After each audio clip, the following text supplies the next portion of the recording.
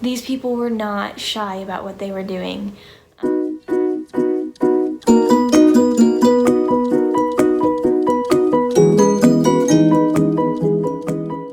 Welcome back to my channel. Thank you for watching. If this is your first time visiting, welcome. So today's video is definitely not gonna be as fun as some of the other ones we've done in the past. So I was gonna do a whole, like, we went to Magnolia, like we were in Texas and we were coming home and we decided we would stop at Magnolia. And so I was gonna just kind of do a video of that. Realized I wasn't getting enough footage, so I was just gonna kind of do like a little short montage type thing, because we weren't spending a whole lot of time there. We were just kind of going through quickly. And so I was like, well, it'll be okay, like it's not gonna be that great. And not that I was wishing for this kind of thing to happen in order for me to make a YouTube video, but I was provided with some better material. So I apologize for the terrible lighting. I'm doing the best I can with the circumstances. So normally I would have a ring light, but that was stolen, along with all of my little sister Hava's belongings and a good majority of mine. So like I said, we were on a trip to Texas. I had been there for 12 days. As you guys saw in the last video, I went to go babysit for my aunt and uncle and their 3 kids.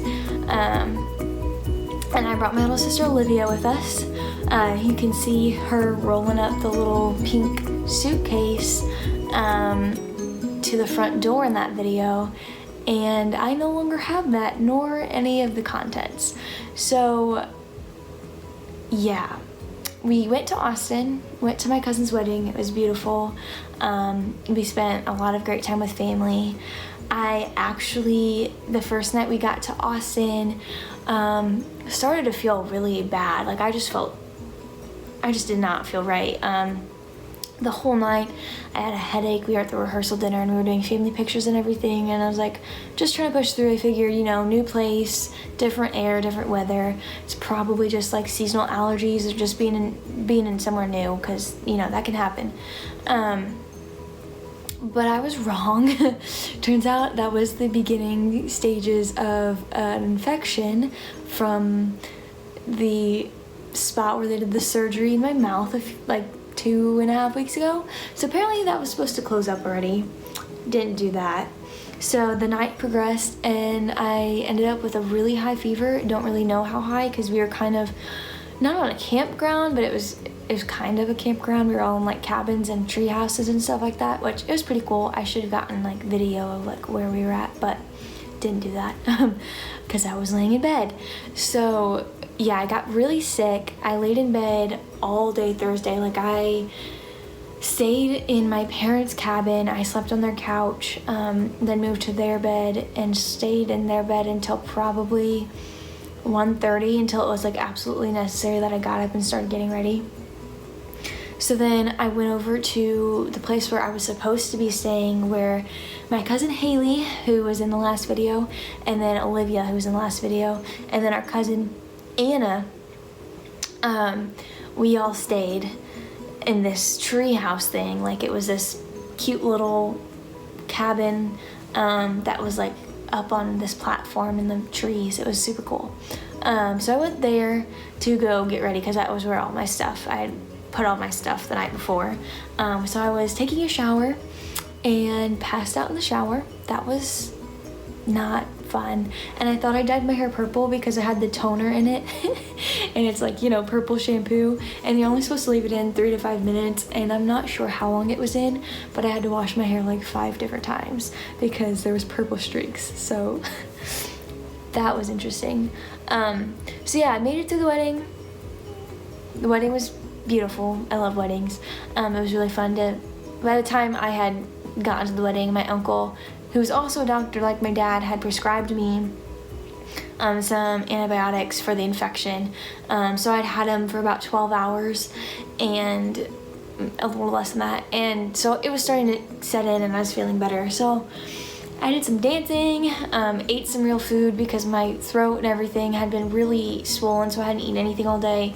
And so when I got real food in my body, drank some water, was around people, I started to feel a lot better. And since then I haven't felt that bad. So the beginning of this trip just started off bad. And I was like, you know what? We're gonna make the best of it. It'll be good. And it was really good time with family right before leaving for college, because I actually leave in like 9 days. So I was really thankful that I got to spend that time with everyone, because most of them like live out of town, so we only see each other every once in a while. So that was really nice.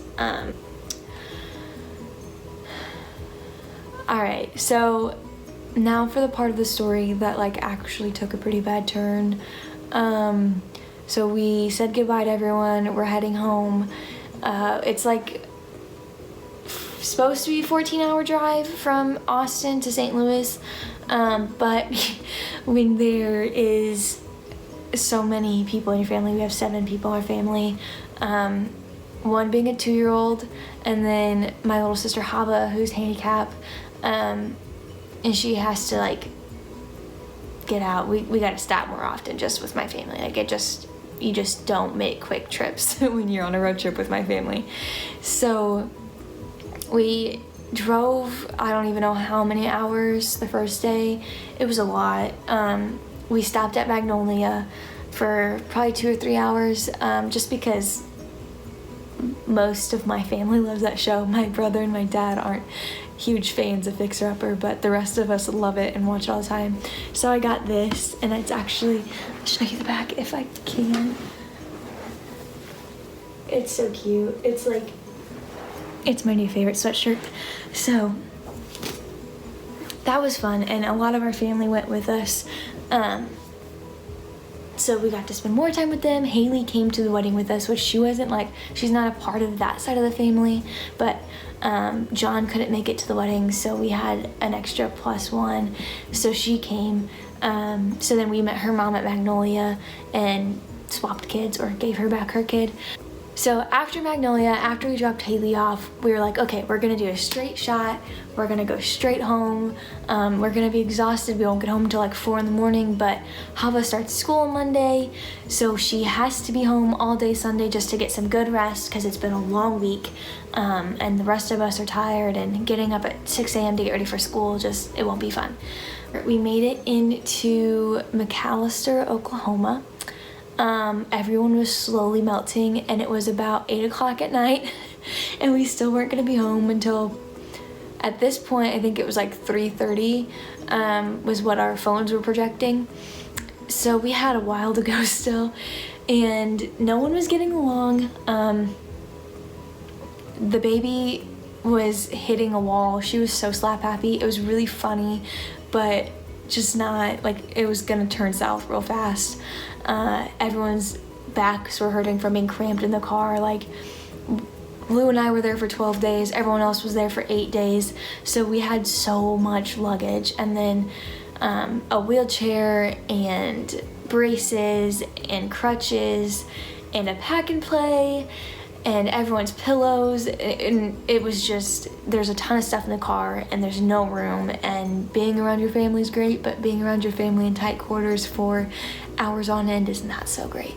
So my parents were like, okay, we need to just get a hotel room because we're not gonna make it. Like, we're getting too tired, we can't keep driving, and if we do, like, we could get in an accident, and that's just not, it's not worth risking it. So we'd stayed in this hotel before because we'd made this trip a few times, almost every summer. So we went to a hotel that we knew was good in McAlester. And they actually had updated it when we walked in, so that was cool. We get out of the car, like, everyone's unloading, they're grabbing their overnight bag. Like, none of us wanted to bring our luggage in because there was so much of it. It would have just been hard to, like, get it all out for one night and then repack it all. So we had a car top carrier that had all of my luggage and all of Hava's luggage and Olivia's luggage and the baby's pack and play. So all of our luggage was in there. And I was even like, Dad, I don't know, like maybe we should put that in the car. Like that kind of, it's not one of the hard plastic ones. It's one of like the nylon ones that are supposed to be like safe and they have locks on them and all this stuff. But I still was just like, I don't know. And my mom even was like, yeah, maybe not. And Dad's like, it's okay. We have extra locks. It's going to be too much work to take it down tonight. Like we've left it up before. It's not going to be a big deal.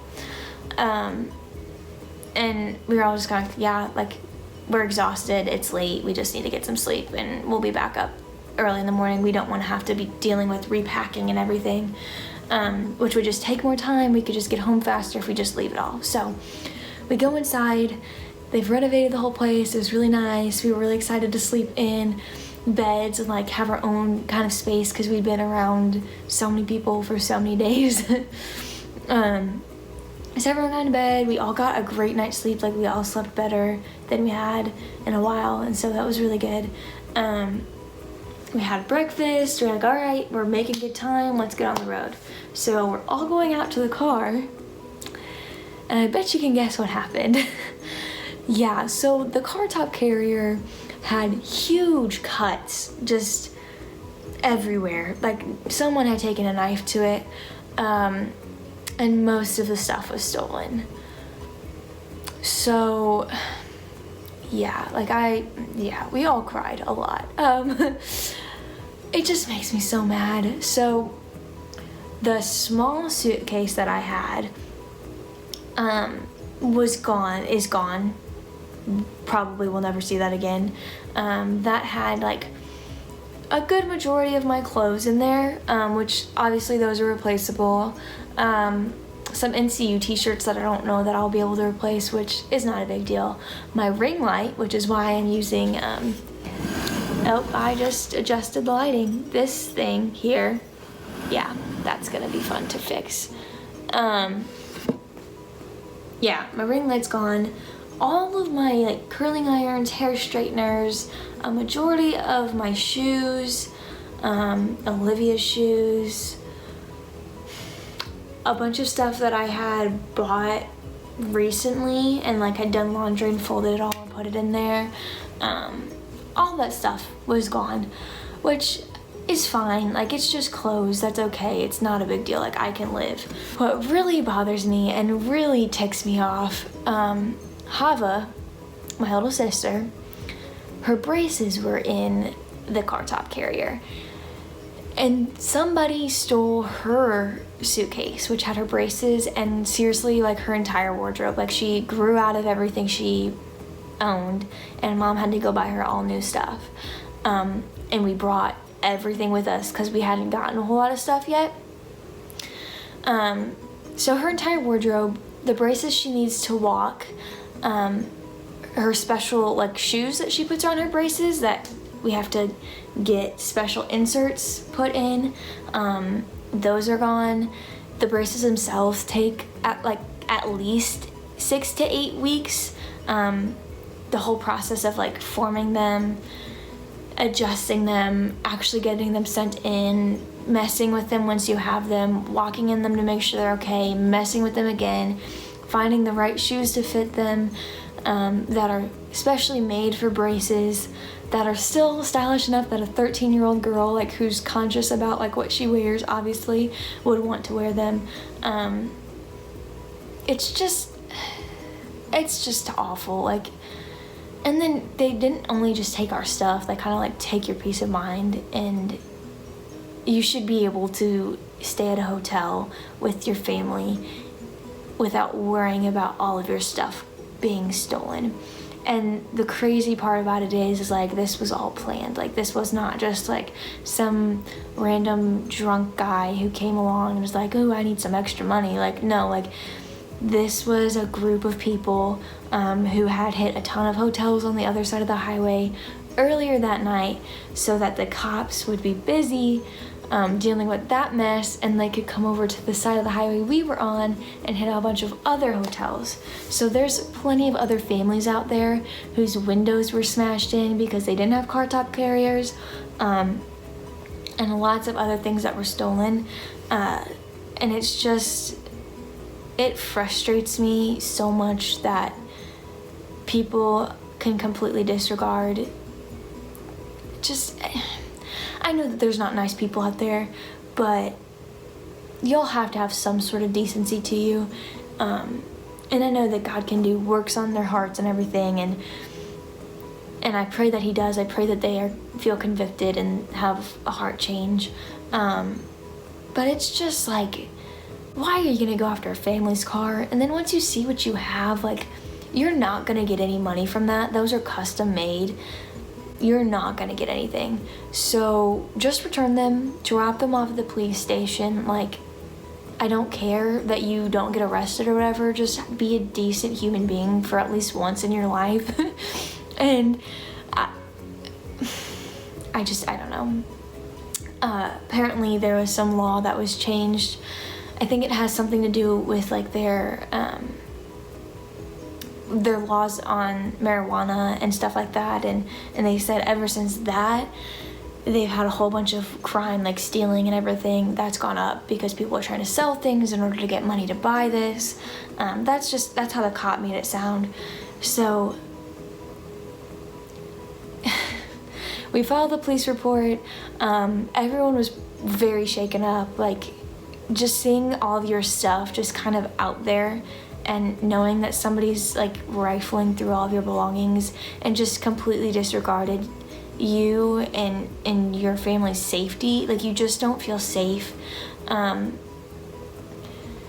people at the hotel were as accommodating as they could be. The lady gave us a huge discount off of our room. Sadly, they are under new ownership, and the new owners won't or haven't yet put cameras up on their building. And they apparently, the community's been going through things like this, like a lot of theft. Like, it's been going on for the last 3 months. So if you know that this is happening to your community, you would think that they would put cameras on the outside of their building. And it's not like we were parked in a corner, like far away. Like, we were at the front door of this building.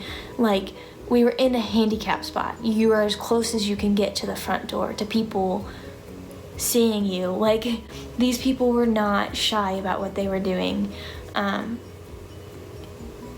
It just blows my mind.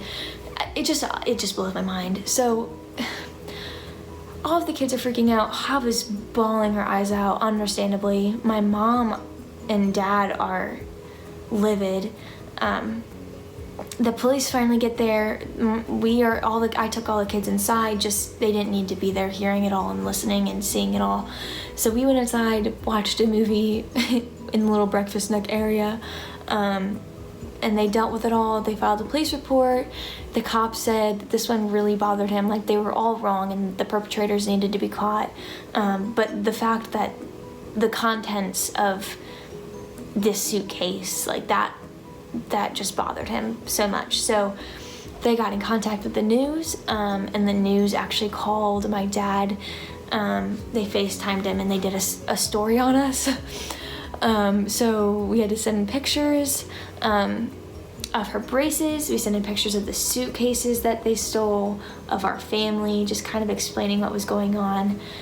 The fact that Hava starts school tomorrow and she doesn't have any clothes or her braces to do her physical therapy tomorrow. Like, all of it's just messed up, and we all just feel violated and extremely hurt, and just kind of, it's just sad. And like, right now just was like the worst time possible. I'm getting ready to go for college, so I have to quickly find all of these things that I'm missing now. My dad's like transitioning in jobs, so that's never easy. There's never like you don't know what's gonna happen when you're doing that. So it was just like, obviously God's gonna take care of us and he's gonna provide, and it's not like the end of the world because it's all replaceable things, and it's not like any of it, like, we have insurance that will cover it. So it's not like we're gonna be stuck paying thousands of dollars for new braces and replacing all these things that were lost. It's just really frustrating, especially when you're trying to go on a family vacation and you just can't even be safe doing that. So sorry this video wasn't fun. I'm going to include a few clips from Magnolia just to brighten up and cheer y'all up, because I know I'm sad. If there's, like, if the story reaches the people who stole the stuff, the cops said, like, drop it off in our parking lot, like, we don't care, like, have a friend drop it off, just leave the bags, leave the crutches and the braces, like, just give them back, because this is something that somebody needs in their daily life to function. Like, it's not like you stole an iPad or a computer or something that was, like, valuable and replaceable, but something that you took that it's not easy to replace. It's just not. It will take a long time. So this video, I will definitely ask y'all to share. I can also put in the video of us on the news, because I might have taken a recording of that.